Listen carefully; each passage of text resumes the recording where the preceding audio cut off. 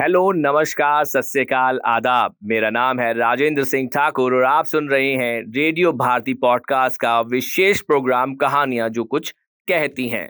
लोगों के कोमल मन में बातों को गहराई तक पहुंचाने का तरीका कहानियों से बेहतर और क्या हो सकता है।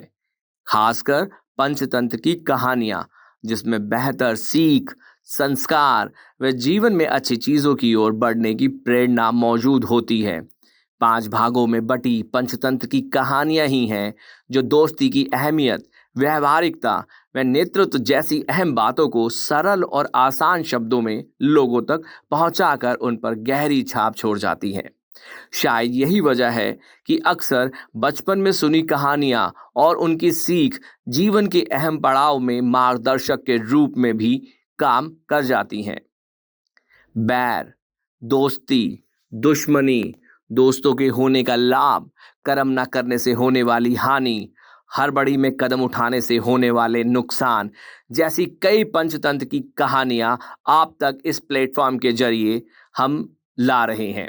हम इन कहानियों के माध्यम से बच्चों को खुशी देने और उनका मन बहलाने के साथ ही उनके अंदर नैतिकता व सदाचार के भाव को पहुंचाने का प्रयास कर रहे हैं। तो देर किस बात की है, तो हम शुरू करते हैं ये शिक्षाप्रद कहानियां। कहानी का शीर्षक है मित्र द्रोह का फल। बहुत साल पहले हिम्मत नाम के नगर में दो पक्के दोस्त धर्म बुद्धि और पाप बुद्धि रहा करते थे। एक दिन पाप बुद्धि के मन में ख्याल आया कि क्यों ना दूसरे नगर जाकर कुछ पैसा कमाया जाए। इतना सोचते सोचते पाप बुद्धि के मन में हुआ कि वो धर्म बुद्धि को भी साथ लेकर जाएगा, जिससे दोनों खूब सारा पैसा कमाएंगे और फिर लौटते समय वो धर्म बुद्धि से उसका सारा पैसा किसी तरह से हड़प लेगा। अपनी चाल को पूरा करने के लिए उसने धर्म बुद्धि को दूसरे शहर जाने के लिए मना लिया। दोनों अपने नगर से खूब सारा सामान लेकर दूसरे शहर पहुंच गए। कुछ महीनों तक वहीं रहकर धर्म बुद्धि और पाप बुद्धि ने सामान को काफी अच्छी कीमत में बेचा। जब दोनों ने अच्छी खासी रकम इकट्ठा कर ली तो दोनों एक दिन अपने नगर की ओर लौटने लगे। पाप बुद्धि अपने दोस्त धर्म बुद्धि को जंगल के रास्ते से लेकर आया। रास्ते पर चलते चलते पाप बुद्धि ने धर्म बुद्धि से कहा, मित्र देखो, अगर हम अपने नगर इतना सारा धन लेकर जाते हैं तो समस्या हो सकती है। चोरी से चुरा सकते हैं, लोग हमसे जलने का भाव रखने लगेंगे और कुछ उधार भी मांगने लगेंगे। ऐसे में बेहतर होगा कि हम आधा धन इसी जंगल में छिपा देते हैं।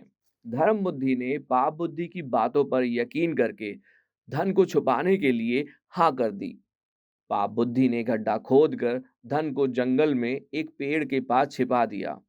फिर कुछ दिनों बाद बिना अपने दोस्त को बताए पाप बुद्धि मौका देखकर अकेले सारा धन उस जंगल से लेकर आ गया। समय बीतता गया और एक दिन धर्म बुद्धि को पैसों की जरूरत पड़ी तो धर्म बुद्धि सीधे अपने मित्र पाप बुद्धि के पास गया और कहने लगा, मुझे पैसों की जरूरत है, जंगल से पैसे निकाल कर ले आते हैं। पाप बुद्धि राजी हो गया और दोनों जंगल की ओर निकल गए।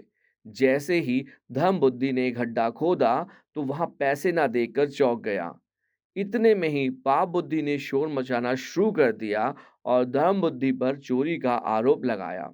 हो हल्ला होने के बाद पाप बुद्धि न्यायालय पहुंचा।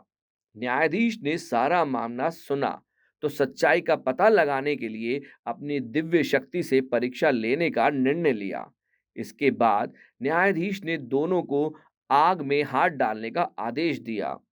चतुर पाप बुद्धि ने कहा, अग्नि में हाथ डालने की कोई जरूरत नहीं है, खुद वन देवी मेरी सच्चाई की गवाही देंगे। न्यायाधीश ने उसकी बात मान ली।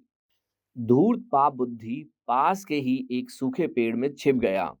जैसे ही न्यायाधीश ने वन देवता से पूछा कि आखिर धन की चोरी किसने की, तो जंगल से आवाज आई, धर्म बुद्धि ने चोरी की है।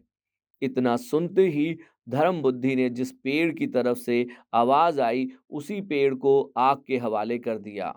आग लगते ही पेड़ से चिल्लाते हुए पाप बुद्धि बाहर निकला और झुलसी हालत में सारा सच बयां कर दिया। सच्चाई का पता चलते ही न्यायाधीश ने पाप बुद्धि को फांसी की सजा सुना दी और धर्म बुद्धि को उसके पैसे दिलवा दिए। कहानी से सीख, दूसरे के लिए बुरा सोचने वाले के साथ बुरा ही होता है। आप सुन रहे थे रेडियो भारती का पॉडकास्ट पंचतंत्र की कहानियां। अगर आपको हमारे पॉडकास्ट का ये एपिसोड पसंद आया है तो पॉडकास्ट पेज पर दिए गए फॉलो बटन को जरूर दबाएं ताकि ऐसे ही और एपिसोड आप मिस ना करें। पसंद आने पर अपने दोस्तों और जानने वालों से ये सीरीज शेयर करना ना भूलें। अपने सुझाव यानी सजेशन के लिए आप हमें सर्च कीजिए सोशल मीडिया पर रेडियो भारती के नाम से। तब तक के लिए धन्यवाद।